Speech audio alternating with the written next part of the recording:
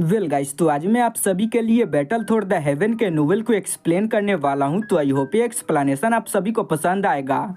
और एक्सप्लेनेशन को स्टार्ट करने से पहले मैं आप सभी को बता देना चाहता हूं कि मुझे नोवेल का जो पिक्चर होता है वो नहीं मिला है। तो अगर आप सभी को इसके बारे में पता हो तो आप सभी कमेंट करके मुझे बता सकते हो कि आखिर मैं नोवेल के पिक्चर को किस वेबसाइट से ले सकता हूँ। और जो भी बंदा इसके बारे में मुझे बताएगा मैं उसको शाउट आउट दूंगा। तो गाइस, आप इस वीडियो में थोड़ा सा एडजस्ट कर लेना। तो चलिए एक्सप्लेनेशन को स्टार्ट करते हैं। तो जैसा कि हमने लास्ट एपिसोड में देखा था कि जियान ने होंगचेंग को हरा दिया था, पर हमें होंगचेंग को दिखाया जाता है जो कि हार मानने को तैयार नहीं था और वो पीछे से अपने लाइटिंग का यूज करके जियान पर अटैक कर देता है। पर जियान को इसके बारे में पता चल चुका था और वो अपने 3000 लाइटिंग स्पीड के शैडो का यूज करके वहां से गायब हो जाता है, जो देखकर वहां पर मौजूद बंदे काफी ज्यादा हैरान हो चुके थे क्योंकि जियान ने यहाँ पर जिस टेक्निक का यूज किया था वो विंड लाइटिंग पवेलियन का होता है। साथ ही हमें वहां पर मास्टर चेन्यून को भी दिखाया जाता है जो कि यह देखकर काफी ज्यादा हैरान हो चुके थे।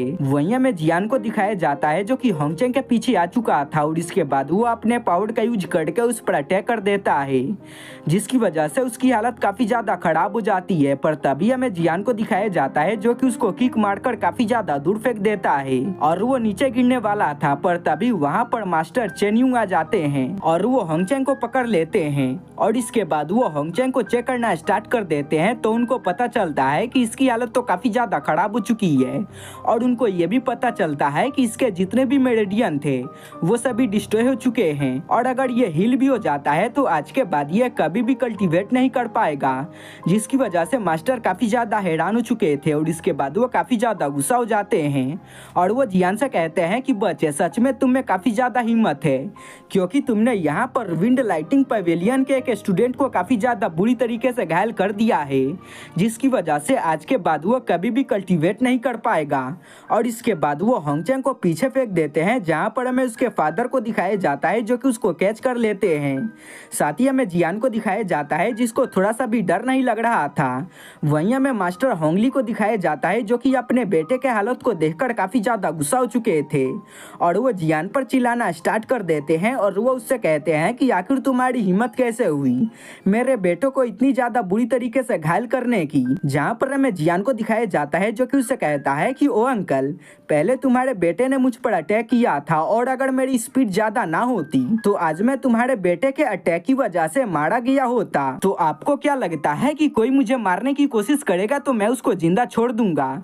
जहाँ पर हमें मास्टर होंगली को दिखाया जाता है जो कि कहते हैं कि भले ही तुम्हारी बैकग्राउंड काफी ज्यादा पावरफुल हो पर तुमने यहाँ पर मेरे बेटे को काफी ज्यादा बुरी तरीके से घायल कर दिया है और मुझे कोई भी कीमत क्यों ना चुकाना पड़े पर मैं तुमको जिंदा नहीं छोड़ूंगा। जहाँ पर हमें मास्टर चेन्यून को दिखाया जाता है जो कि होंगली को शांत हो जाने को बोलते हैं और कहते हैं कि इस बंदे ने यहाँ पर जो भी गलती की है उसको इसकी सजा मिलेगी। और इसके बाद वो आगे बढ़ते हैं और वो कहते हैं कि पर मैं अभी के टाइम में तुमसे यह पूछना चाहता हूँ कि आखिर तुमने कहाँ से इस लाइटनिंग स्पीड को सीखा है।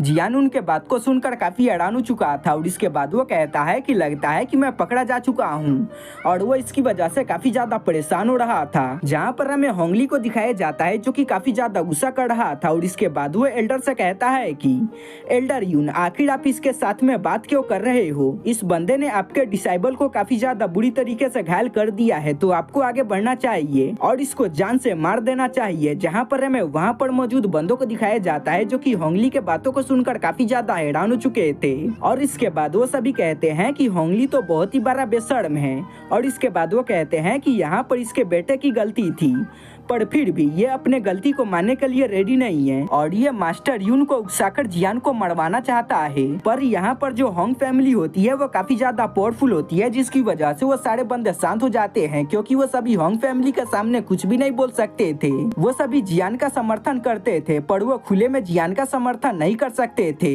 क्योंकि अगर उन्होंने ऐसा किया तो इसकी वजह से उनके सारे फैमिली को मार दिया जाएगा। पर हमें हान फैमिली के बंदों को दिखाया जाता है जो कि जियान के पास में आ चुके थे और वो सभी जियान का सपोर्ट कर रहे थे।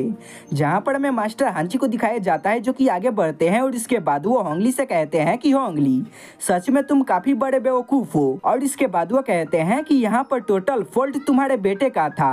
जियान ने अपने बचाव में तुम्हारे बेटे पर अटैक किया था, तो आखिर तुम जियान पर ब्लेम कैसे दे सकती हो। और इसके बाद वो कहते हैं कि क्या तुम्हें नहीं पता है कि ये जो अरीना है यहाँ पर किसी की भी मौत हो सकती है, तो आखिर तुम जियान को ब्लेम कैसे दे सकती हो। जहाँ पर हमें मास्टर होंगली को दिखाया जाता है जो कि कहते हैं कि मैं किसी भी चीज के बारे में नहीं जानता हूँ, मैं किसी भी हालत में इस बंदे को मारना चाहता हूँ। और मास्टर होंगली यहाँ पर इतना ज्यादा इसलिए गुस्सा थे क्योंकि उन्होंने होंगचेंग को पावरफुल बनाने के लिए काफी सारे रिसोर्सेस का यूज किया था। और जो होंगचेंग था वो विंड लाइटिंग पवेलियन का स्टूडेंट था, जिसकी वजह से होंग फैमिली की पावर काफी ज्यादा बढ़ चुकी थी, पर वो अब यहाँ पर क्रिपल हो चुका है, जिसकी वजह से उसको विंड लाइटिंग पवेलियन से बाहर निकाल दिया जाएगा, जिसकी वजह से होंग फैमिली की पावर खत्म हो जाएगी।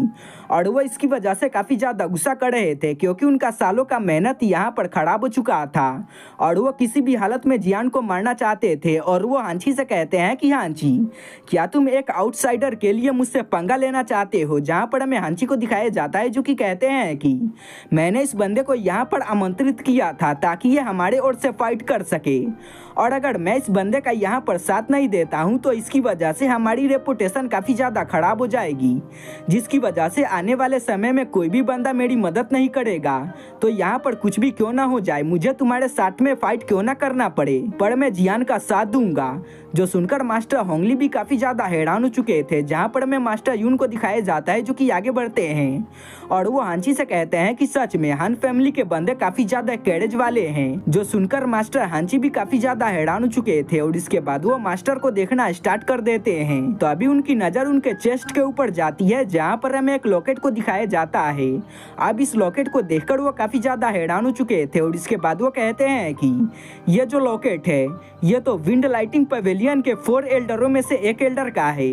और वो इसकी वजह से काफ़ी ज़्यादा हैरान हो चुके थे और वो आगे बढ़ते हैं और वो उस एल्डर को ग्रीट करते हैं और वो उससे कहते हैं कि एल्डर, क्या आप विंड लाइटिंग पवेलियन के 4 एल्डरों में से एक एल्डर है।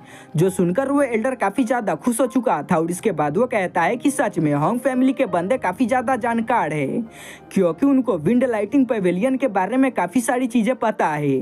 जहाँ पर हमें हांची को दिखाया जाता है जो कि उनसे कहते हैं कि ये कोई बड़ी बात नहीं है क्योंकि आप चारों काफ़ी ज़्यादा फेमस हो, जिसकी वजह से आप चारों के बारे में सभी लोगों को पता है। और इसके बाद वो मास्टर से कहते हैं कि मास्टर, मैं जानता हूँ कि जियान यहाँ पर काफ़ी ज़्यादा रूड हो चुका था और उसने होंगचेंग को काफ़ी ज़्यादा बुरी तरीके से घायल कर दिया है, तो मैं चाहता हूँ कि आप इसके लिए जियान को माफ़ कर दो। जहाँ पर हमें उसको दिखाया जाता है जो कि कहते हैं कि तुम्हें इसके बारे में टेंशन लेने की कोई भी ज़रूरत नहीं है, मैं इस मैटर को दूर रखता हूँ, पर मैं इसके बारे में जानना चाहता हूँ कि आखिर इस बंदे ने लाइटनिंग स्पीड को कहाँ से सीखी है। अब इसके बारे में सुनकर जियान काफ़ी ज़्यादा हैरान हो चुका था। इसके बाद हमें इस टेक्निक के इम्पोर्टेंस के बारे में बताया जाता है और इसके बाद हमें बताया जाता है कि विंड लाइटिंग पवेलियन के अंदर यह टेक्निक काफ़ी ज़्यादा रेयर है और वहाँ पर सिर्फ कोर स्टूडेंट को ही इसको प्रैक्टिस करने के लिए दिया जाता है।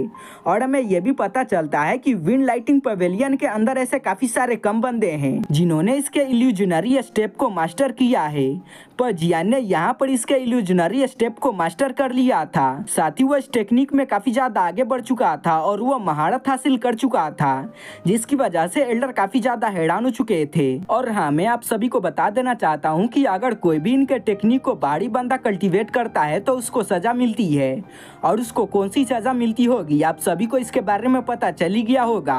हाँ, उसको मृत्यु की सज़ा मिलती है। तो चलो आगे बढ़ते हैं, जहाँ पर हमें जियान को दिखाया जाता है जो कि एल्डर को ग्रीट करता है और वो उनसे कहता है कि एल्डर, अगर मैं कहूँ कि यह टेक्निक मुझे गलती से मिला था और क्योंकि यह डी क्लास की टेक्निक थी जिसकी वजह से मैंने इसको प्रैक्टिस कर लिया, तो क्या आप मेरे बातों पर यकीन करोगे। जहाँ पर हमें मास्टर यून को दिखाया जाता है जो कि कहते हैं कि बच्चे, क्या तुम मुझे बेवकूफ़ समझते हो, और कहते हैं कि मैं तुम्हारे बातों पर यकीन क्यों करूँगा। और इसके बाद वो कहते हैं कि आज से 10 साल पहले हमारे विंड लाइटिंग पवेलियन के अंदर चोरी हुआ था और यह जो टेक्निक था वो भी वहाँ से चोरी हुआ था, तो मुझे लगता है कि उस चोर के साथ में तुम्हारा तुम्हारा कोई रिलेशन है। जो सुनकर जियान वहाँ पर हंसना स्टार्ट कर देता है और इसके बाद वो उससे कहता है कि एल्डर, आप सीधा सीधा मुझ पर इल्जाम क्यों नहीं लगा देते हो, आप यहाँ पर बातों को गोल गोल क्यों घुमा रहे हो। जहाँ पर हमें एल्डर को दिखाया जाता है जो कि उसके बातों को सुनकर काफी ज्यादा गुस्सा होना स्टार्ट हो जाते हैं। जहाँ पर हमें हांजू को दिखाया जाता है जो कि आगे बढ़ती है और वो अपने फादर से कहती है कि फादर, मैं चाहती हूँ कि आप जियान को बचा लो। जो सुनकर हांची भी काफी ज्यादा हैरान हो चुके थे, पर उनकी पावर इतनी ज़्यादा नहीं थी कि वो एल्डर के सामने खड़े हो पाए। पर फिर भी वो आगे बढ़ते हैं और वो एल्डर को ग्रीट करते हैं और वो कहते हैं कि एल्डर प्लीज़ आप मेरे लिए जियान को बख्श दो। जहाँ पर हमें एल्डर को दिखाया जाता है जो कि कहते हैं कि हाँ जी, मेरा तुम्हारे ग्रेट एल्डर के साथ में काफ़ी ज़्यादा अच्छा रिलेशन है, जिसकी वजह से मैं तुमको यहाँ पर बोलने का परमिशन दे रहा हूँ। तो तुम ये मत समझो कि मैं काफ़ी ज़्यादा कमज़ोर हूँ, मैं चाहूँ तो मैं तुम्हारे पूरे हान फैमिली को डिस्ट्रॉय कर सकता हूँ। और वो कहते हैं कि अभी के टाइम में तुम्हें इस बंदे के बारे में नहीं सोचना चाहिए, बल्कि तुम्हें अपने क्लैन के बारे में सोचना चाहिए। हांची भी काफी ज्यादा मजबूर थे क्योंकि वो यहाँ पर एक बंदे के लिए अपने पूरे क्लैन को डिस्ट्रॉय नहीं कर सकते थे।